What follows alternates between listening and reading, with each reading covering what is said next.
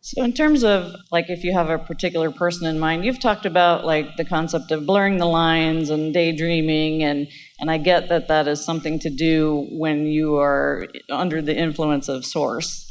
But I guess I would like a little bit more clarification on that subject in general, and I guess in relationships as well. Here's where we thought you were going to go.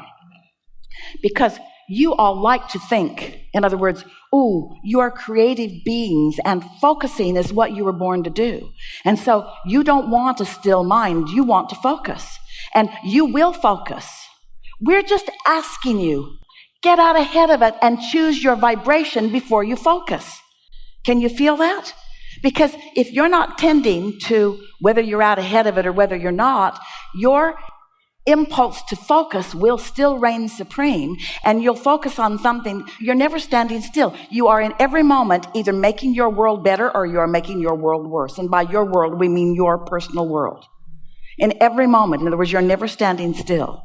So the question that we're asking you is, are you under the influence of source, in which case the focus that you're focused upon is collecting things from your own vibrational reality, from your vortex? And are you really moving in the direction of what you've already vibrationally created, in which case you feel enormous satisfaction? Or is your impulse to focus, and it is a strong impulse to focus, taking hold even though you didn't get out ahead of it? You listened to something, you talked to somebody on the telephone, you got off on some negative jag, and now off you go? So here, this is the distinction that we're asking for. We're asking you to daydream, not nightmare. Now just think about it, because if you're under the influence of source and thoughts are just dropping into your mind, they're thoughts about improvement, or thoughts about beauty, or thoughts about fun things to do, or maybe thoughts about entertaining, or thoughts about traveling, or thoughts about improving something, or thoughts about remodeling something, or thoughts about purchasing something that is delightful to you, or thoughts about making love with someone, or thoughts about having a wonderful conversation with someone. When you're tuned in, tapped in, turned on, and you're receiving those thoughts, that's what those thoughts feel like. But if you are not under the influence of source, but still the law of attraction has hold of you, now your thoughts are thoughts about worry and what's going to happen with this, and I wonder where that's leading to, and what's going to become of them, and what are they going to be like when they grow up, and if they don't understand this, then where are they going to go? And sometimes you get on these jags where you're worried about somebody that you care about, or you're worried about yourself, or you're feeling sorry for yourself, or you're feeling sorry for someone else. And what we want you to stop and do when you catch yourself doing that is saying, oh my God, I'm nightmaring right now. I'm not daydreaming. I'm not under the influence of source. So I'm not allowing the wonderful reality that I've created to come more into fruition. I'm allowing the reality that I don't want that I've created to come into fruition, because something is taking form all the time. It's the nature of this universe of motion forward. Evolution is happening. You get what you think about, whether you want it or not. So this conversation, best conversation ever, by the way, really, this conversation is about finally getting out ahead of it, which means care about how I feel, care about what influence I'm under, care about where the thoughts are coming from that I'm receiving and that I'm downloading, care about what momentum I've stepped into and that I'm adding clarity of thought to. You want to direct your thought. That's why for many people, when we talk about meditating, they don't really want to meditate because they don't want their mind to be quieted. And we get why. Your minds are active. You've trained them to be so. They're responsive to what's going on around. Sometimes people will say, I'm very sensitive to energy. And we would like to say, instead of saying I'm sensitive to energy, say I'm susceptible to energy. I'm susceptible to it. So if I'm not tuned in, tapped in, turned on, then I could be susceptible to somebody who feels sorry for themselves, or somebody who doesn't like something about me, or somebody that's worried about this. And off I go on a train of thought that is unproductive and self-destructive. And then I come to conclusions that are flawed and erroneous, such as, I must not be blessed, I must not be loved, when it's all about what you're choosing to set your tone on. Yes? Mm-hmm. You had talked about, in this concept of blurring the lines, at some point you had said, and tell me if I'm wrong, something along the lines of the physical and the non-physical are both real. They're both a reality. So if you are blurring the lines into say, I don't know, this is going to sound weird, but you're thinking about unicorns or dragons or something, where's the reality in that? Or is it just in the fact that it's making you feel good? Or does that make any sense at all? In what context did you hear us say blurring the lines? It was something along the lines of, think about, no matter what you're thinking about, whether it's a physical reality or a non-physical reality in your mind, it's currently happening. So whatever it is that you're thinking about, whether or not it's real in front of you, is something that is tangible, even in an intangible way. Well, all of this feels muddled in comparison with the clarity that we are now on right now. So let's just clean this up just a little bit. When you say, I get what I think about whether I want it or not, let's just start there. And then you say, but I can't control what I think about, which is where most people are. Most people can't control what they think about. Why? Because they let momentum go, and it's against the laws of physics for them to be able to take a thought of something unwanted that has a lot of momentum and stop on a dime and think something else. So if you think that's what we're asking you to do, then you're failing at it. And if you think you're failing at it, then you're worse off than you were before you ever met us. Once you accept that you are creating your own reality and that you are always offering a vibration, and then you say, how do I know whether the vibration that I'm offering, meaning the thought that I'm having, is of value or not? And then we say, if it feels good, it's of value. If it doesn't feel good, it's not. And then you say, but what if I can't tell? And then we say, then don't change anything. Just let law of attraction make your thoughts bigger. And eventually, it will be big enough that you can feel its emotional indicator. We always say, if you've got something negative going on and you don't know it, don't worry, it'll get bigger.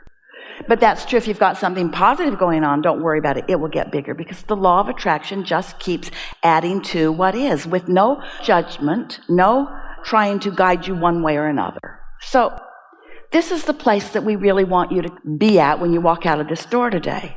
As you live this life and sift and sort through it and know what you don't want and know what you do want, you have created a selection of things that you care about just by your awareness of what feels good to you and what doesn't. And when you reemerge into non-physical, when you have what you want to call death, we refuse to acknowledge death as anything that's real. But when you reemerge into non-physical, because you never cease to be, you are eternal beings. When you withdraw your attention from this body and you reemerge into non-physical, and you focus then upon this time and space from that non-physical perspective where there's no resistance, you take the best of all that you've gleaned from it and add to this vibrational reality, which is the source from which new babies are born. It's the source from which ideas are flowing. And this non-physical energy is aware of you all day, every day. Everyone who is reemerged into non-physical is looking on with you about where you are. But the difference between what they see through the eyes of Source and what you see through the eyes of you is that they do not see things to worry about and resistance, because they're looking into this vibrational reality that you've already carved out. And when you figure out how to do that, which simply means when you care about how you feel enough to guide your thoughts more and more into good feeling things, then you begin to be an extension of the energy, of the powerful energy that creates worlds. And now what flows through the fingertips of your mind is evident by anyone who watches you, because masterful, wonderful, good feeling things are your experience, you see. And then you try to explain it to others, and maybe they're getting it and maybe they're not. Life experience is what teaches them. It's not words. It's life experience that teaches them. So you just teach through the clarity of your example. Most humans have had too many conversations about too many things while they're under the influence of something other than Source. So then they're just debating. How many debates do you want to have about abortion or about parenting or about immigration or about this being legal and that being legal, with people on both ends of that battle, fighting, hardly any clarity coming out of any of it, don't you just want to give that up? Don't you want to accept that anybody that's having any of those experiences, any of those personal experiences, is launching rockets of desire, and that there is a vibrational reality of improved life experience that source is all over? And that at the very least, the new energies coming in are going to be in vibrational alignment with the new requests that are there. And the rest of you have the choice of whether you torture yourself by being outside of the new, improved, evolved state of being that collectively as a mass consciousness on planet Earth you've put into being, or not. You get to be as joyful as you decide to be, but if you need things to change in order to make you feel joy, you're in deep doo-doo. You've got to find a way to feel the joy of what you've collectively created. You can't wait around for things to shift so that you observe it and then feel better. Does that make sense to you? Yeah. Yeah. There are so many people that would say, no, it's our advocacy that makes the difference. It's our pushing against it. It's mothers against drunk drivers, and it's war against poverty, and the war against drugs, and the war against cancer, and the war against AIDS, and the war against teenage pregnancy, and the war against, that's what's making the world a better place. And we say, no, that's making more war. That's making more things to have more wars about.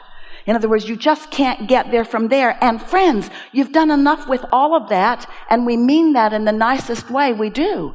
Your willingness to synthesize life has caused you to create a vibrational reality that you deserve to witness and live. But if you need everybody on the planet to agree with you, to witness it with you, and to live it with you, then you're going to have a long wait, because people are in various stages of allowing and acknowledging and feeling and being in touch with source energy. You have the ability to tune into that. Oh, it's such a wonderful thing when you realize that those whom you have loved and who have loved you, and those that you didn't even know, and those that you knew and didn't love, all of those who have reemerged in the non-physical are looking forward with you in this leading edge time and space, and they're feeling the newness of what you are providing through your life and request. And they are seeing it with no resistance. And that's why your Earth continues to spin in its orbit, and that's why the food continues to be upon your planet. Don't you think that's a nice thing? There are no spaceships coming. There are no pipelines from other planets. There's not any of that going on. There's a perpetuation of well-being that is spawned by the power of the energy that this universe is really all about. And you can be part of that energy and thrive, or you can pinch yourself off from it and thrive less. You can tune in deliberately, or you can tune in accidentally. But it is our promise to you that when you get hold of the power that is yours to live, and it's the power of love, it's the power of whole, it's the power of good feelings, it's the power of clarity, it's the power of self-love, it's the power of loving others, it's the power of appreciation, it's the power of good feeling emotions.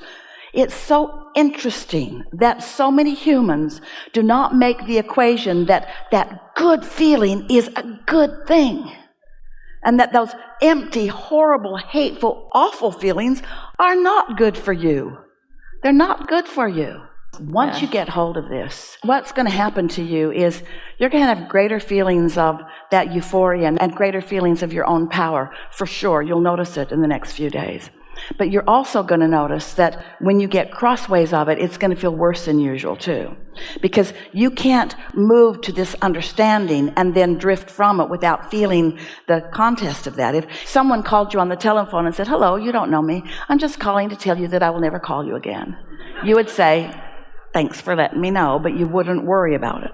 But if somebody you really care about were to tell you that, you'd feel stronger discomfort, meaning that when you really, really, really, really want something and you get off kilter from it, you feel bad. But if you sort of want it and you're off kilter, you sort of don't feel that good. If you really want something and you're off kilter, you really feel bad. Well, what's happened here today to you should have been on the disclaimer you signed. is that you can't go back. Once you gain this understanding of who you are, you can't not be who you really are now that you know who you really are. So there. Good. Thank you.